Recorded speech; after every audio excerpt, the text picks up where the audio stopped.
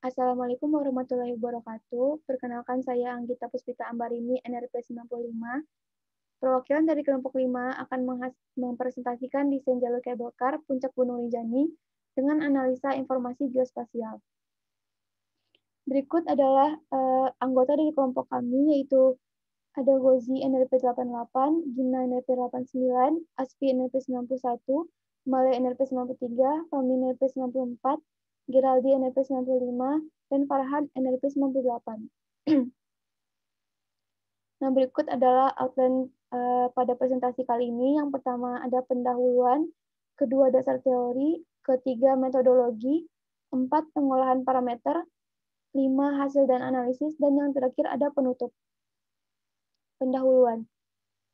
Di Lombok, pariwisata dan ekowisata semakin berkembang dan berfokus pada daerah pegunungan dan hutan. Keseimbangan pariwisata dan pertimbangan lingkungan penting untuk pengembangan pasar pariwisata ini. Nah, pariwisata rendah karbon dengan memastikan bahwa transportasi, akomodasi, dan hiburan dikaitkan dengan emisi rendah karbon dan pengurangan polusi, cocok dengan daerah pegunungan dan hutan yang masih asri. Sehingga untuk mengurangi polusi tersebut, kendaraan bermotor diganti dengan kereta gantung atau cable car. Dibandingkan dengan kendaraan bermotor roda 4 dan roda 2, kereta gantung lebih ramah lingkungan, nyaman, dan ekonomis. Dalam perencanaan jalur cable car harus memperhatikan aspek spasial, maka dari itu dilakukan analisa informasi geospasial untuk menentukan perencanaan jalur cable car. Adapun maksud dan tujuan dari proyek ini yaitu yang pertama, membuat rencana jalur cable car di TNGR sebagai alternatif transportasi dengan mempertimbangkan berbagai aspek spasial melalui analisa informasi geospasial. Selanjutnya, menentukan jalur terbaik untuk pembangunan proyek kabel car. Nah, proyek kabel car ini berlokasi di Desa Aikberik, Kecamatan Batu Kliang Utara, Kabupaten Lombok Tengah, Provinsi NTB. Stasiun awal terletak di area parkir Geopark Rinjani, dan stasiun akhir terletak di TNGR atau Taman Nasional Gunung Rinjani, seperti pada gambar berikut. Pertimbangan dalam perencanaan proyek kabel car. Yang pertama ada perencanaan titik stasiun awal di Desa Aikberik dan titik akhir di Taman Nasional Gunung Rinjani. Yang kedua, lintasan lurus kereta gantung kurang lebih sepanjang 10 km. Tinggi kereta gantung 60 meter dan tinggi pohon yang dilewati maksimal 20 meter. Kemiringan maksimal sebesar 30,5 derajat. Yang terakhir, jarak antar stasiun yaitu 250 meter. Selanjutnya, dasar teori. Yang pertama ada data raster, yaitu data yang dihasilkan dari sistem penginderaan jauh.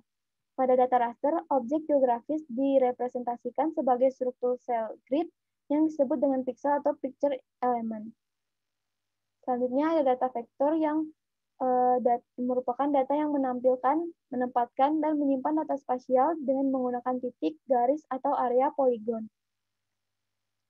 Selanjutnya ada Euclidean distance, yang mana Euclidean distance ini adalah jarak garis lurus yang digunakan untuk menghitung kedekatan dari suatu objek terhadap area tertentu. Nah, selanjutnya ada interpolasi IDW, yaitu metode IDW ini merupakan metode deterministik yang sederhana dengan mempertimbangkan titik di sekitarnya. Asumsi dari metode ini adalah nilai interpolasi akan lebih mirip pada data sampel yang dekat daripada yang lebih jauh. Bobot atau weight akan berubah secara linear sesuai dengan jaraknya dengan data sampel. Selanjutnya ada cost distance, cost backlink, dan cost path. Cost distance digunakan untuk menghitung jarak ke sumber terdekat untuk setiap sel, serta meminimalkan biaya yang ditentukan dalam suatu permukaan biaya. Cost backlink digunakan untuk identifikasi untuk setiap sel tetangga yang berada di jalur paling murah dari sumber ketujuan, serta meminimalkan biaya yang ditentukan dalam permukaan biaya. Dan yang terakhir ada cost path yang digunakan untuk menghitung jalur biaya paling rendah dari suatu sumber ketujuan, serta meminimalkan biaya yang ditentukan dalam suatu permukaan biaya. Selanjutnya, dari referensi yang telah kami dapatkan, disimpulkan bahwa untuk pembangunan kabel car dengan mempertimbangkan analisis informasi geospasial, terdapat beberapa parameter penting seperti peta kelerengan, data DTM dan DSM, peta kondisi cuaca seperti kecepatan angin dan curah hujan, peta tutupan lahan, peta penggunaan lahan, peta jenis tanah, dan lain-lainnya. Selanjutnya masuk ke metodologi. Nah, sumber data yang kami pakai adalah SAP batas administrasi, citra resolusi tinggi desa Berik, curah hujan, model kanopi, Euclidean distance jalan dan sungai, SAP sebaran objek wisata di desa Berik, Euclidean distance objek wisata di desa Berik, SAP jenis tanah dan SAP peta geologi regional, kecepatan angin, nilai VS 30, data DSM, data DTM, dan data undulasi. Selanjutnya adalah alat yang kami pakai dalam perencanaan ini, yaitu laptop dan Tetikus.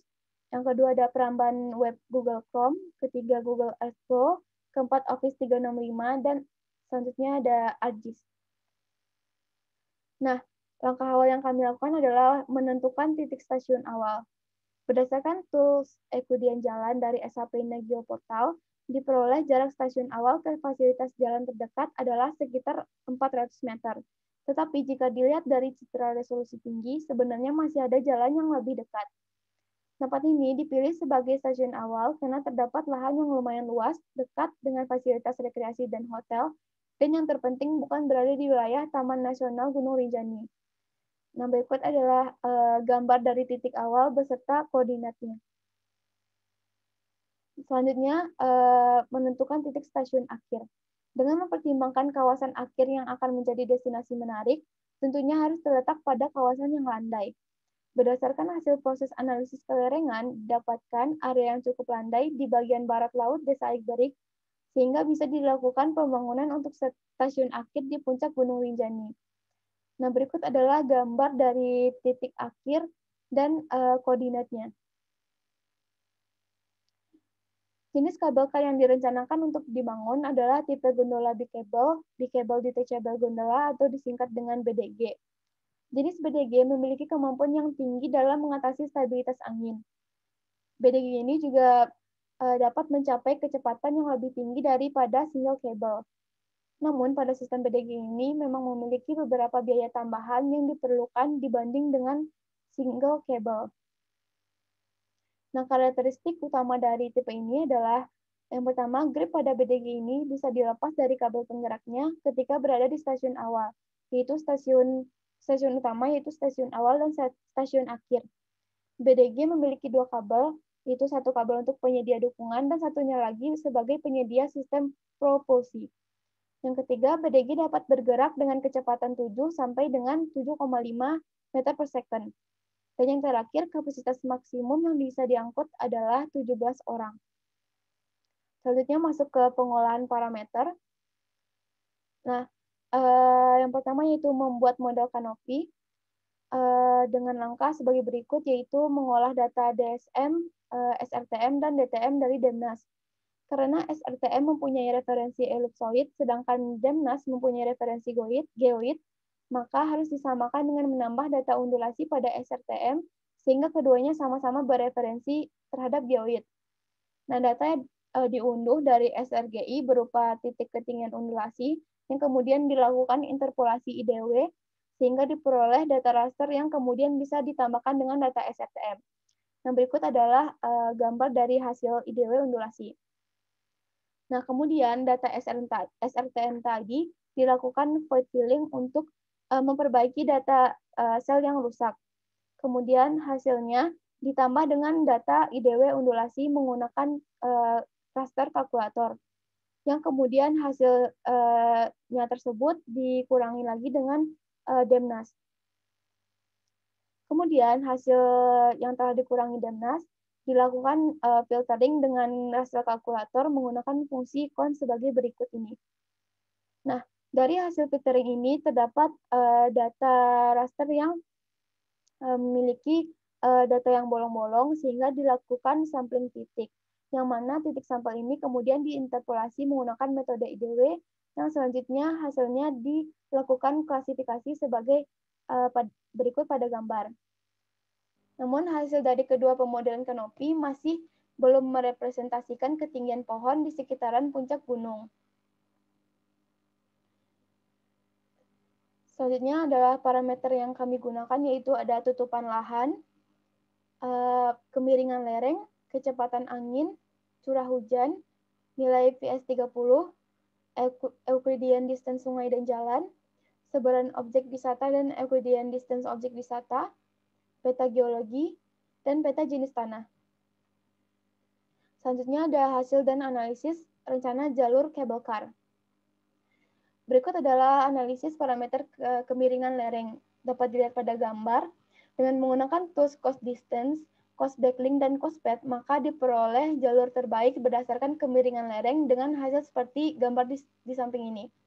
Jalur yang digunakan cenderung berada di sebelah barat desa Aikberik dan berada di perbatasan desa lainnya.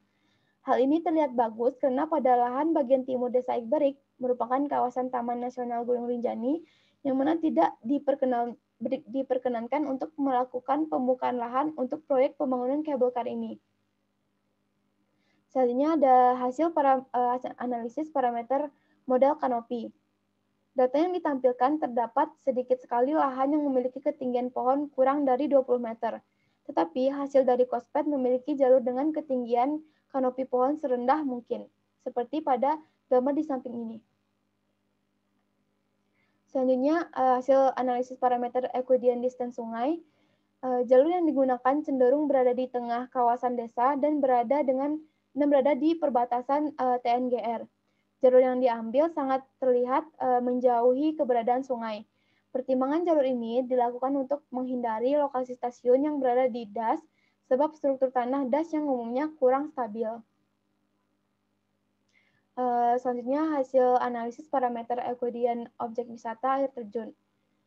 Nah, pada gambar dapat dilihat bahwa jalur yang digunakan melintasi dua objek wisata air terjun, yaitu air terjun Benang Setukel dan air terjun Sesere. Pertimbangan jalur ini dilakukan agar nantinya jalur kabel kar yang dibuat dapat sekaligus melintasi beberapa objek wisata, sehingga menambah daya tarik wisatawan. Lanjut, hasil analisis parameter curah hujan. Dapat dilihat juga pada gambar bahwa jalur yang didapatkan cenderung berada pada tengah kawasan desa Aikberik, di mana jalur tersebut mengikuti daerah dengan nilai curah hujan terkecil.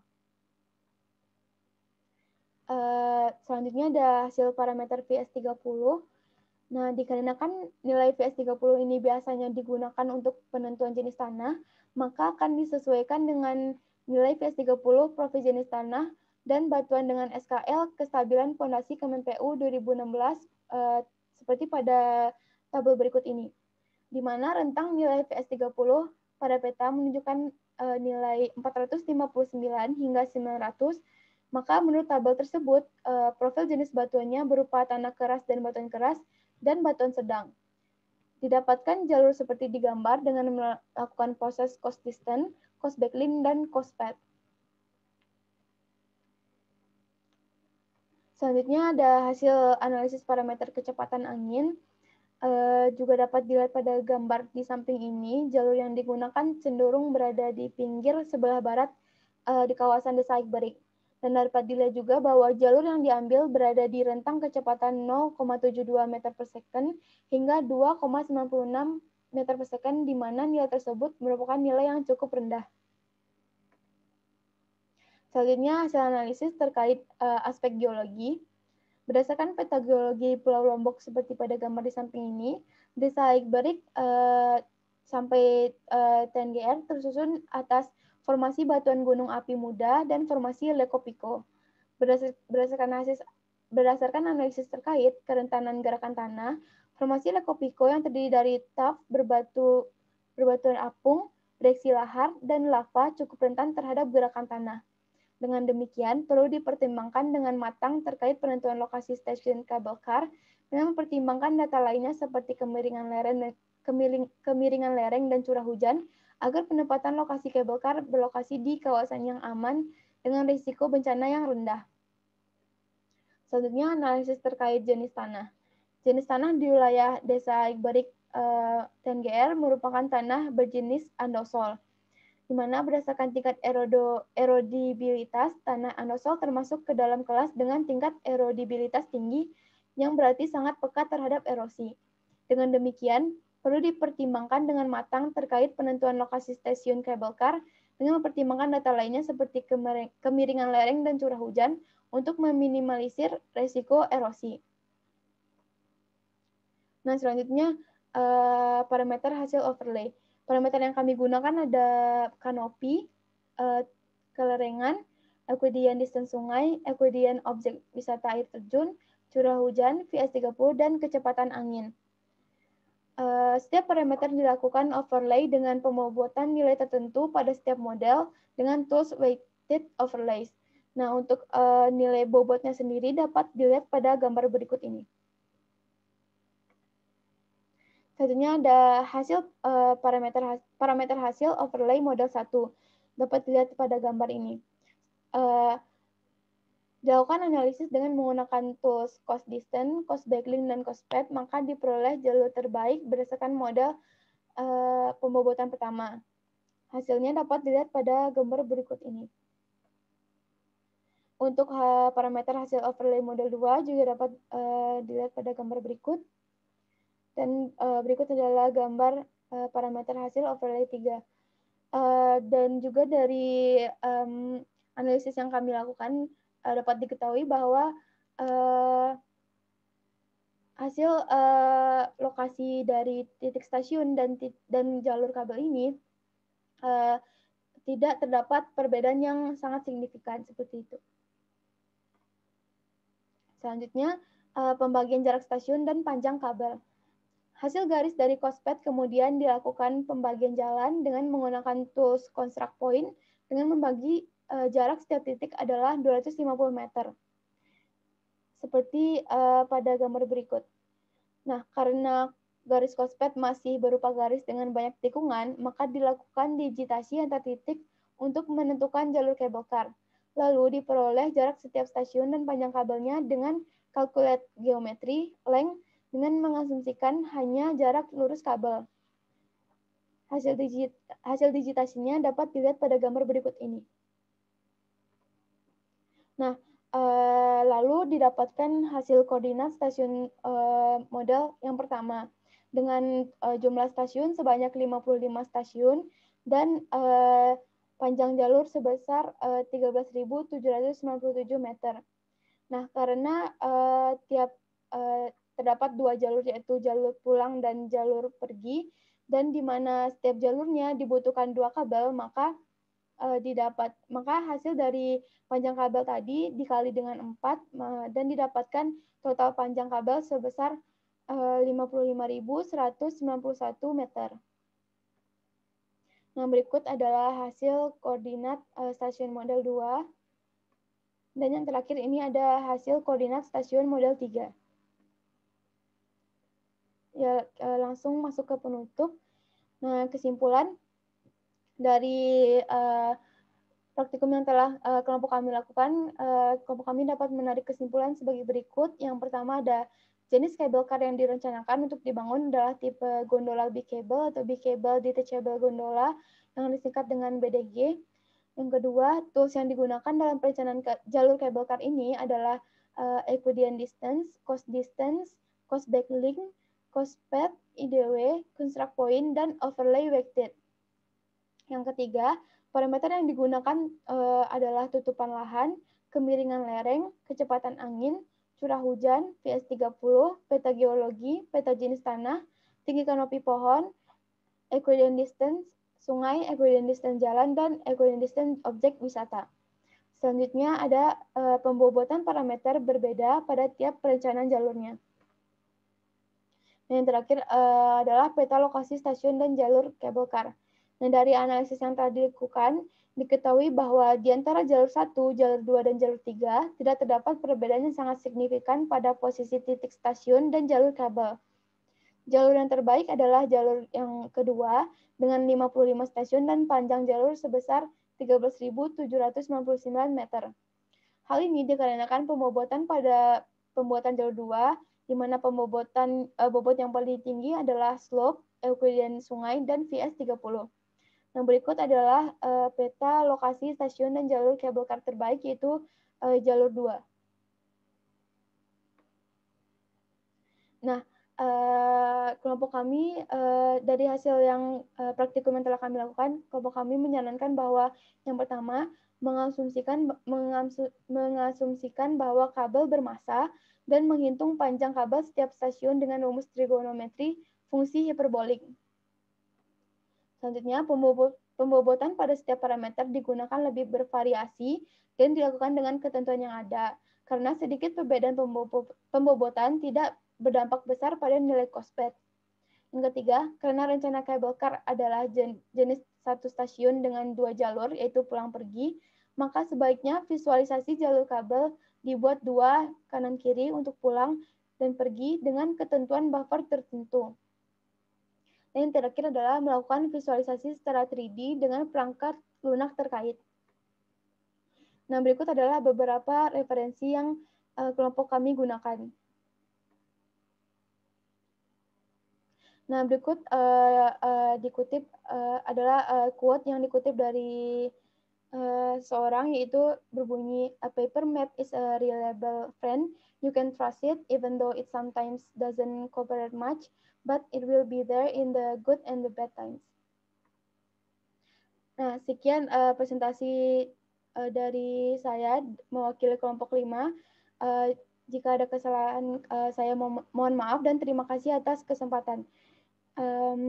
Sekian dari saya. Assalamualaikum warahmatullahi wabarakatuh.